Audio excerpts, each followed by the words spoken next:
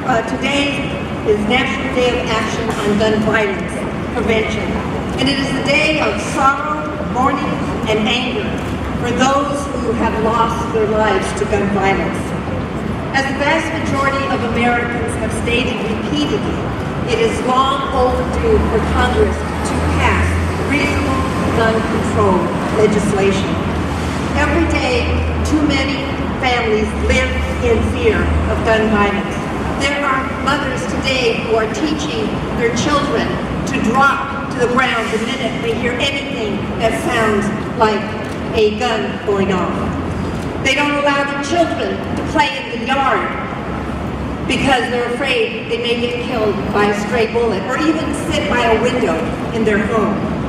And here in Los Angeles County alone last year, there are 475 gun homicides in one single year, and the cycle is beginning once again.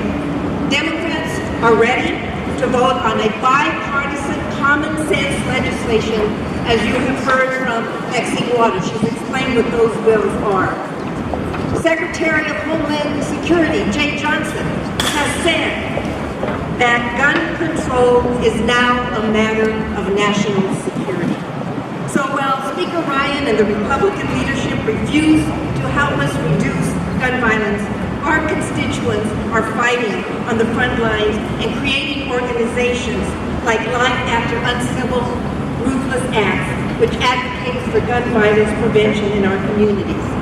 Laura was formed in memory of Laura Sanchez, who in 2007 became another victim of gun violence when she was murdered during a drive-by shooting similar to the way her mother was murdered in 1998. I would now like to introduce Adela Barajas, the founder and executive director of Laura and the sister-in-law of Laura Sanchez, to provide testimony on the real-life tragedy of gun violence. Adela. Good afternoon, and thank you for allowing me this opportunity to share a little bit of my life as then after Laura's death. Laura left four young kids behind from the ages of 5 to the ages of 17. Her 5-year-old, who I'll share today, Brian, he was 5, and in this lifetime, he has watched not only his mother be murdered, he watched a kid be murdered at the corner of our house. Her oldest son has been having problems since the day that his mother was murdered. My brother was shot. I have a son who was shot. And this is all gun violence, random acts of violence, how they call it. But my question is, where are these kids getting these guns from? I do not want this incarceration for people. I want guns to be out of our streets. I'm representing South Central LA, where most of the homicides happen on a daily basis. You don't hear it on national news because they're being killed on a daily basis, murdered. And the family aftermath is very hard to deal with. You have a functional family becoming dysfunctional.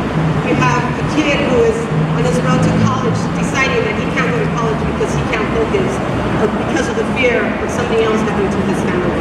So please, let's make some choices that will be making our streets safer here in South LA. I also wanted to say it in Spanish. Mi nombre es Adela Barajas, soy la fundadora de una fundación que se llama Laura, la vida después de actos violentos. Mi familia ha sufrido bastante y les gustaría que pasaran días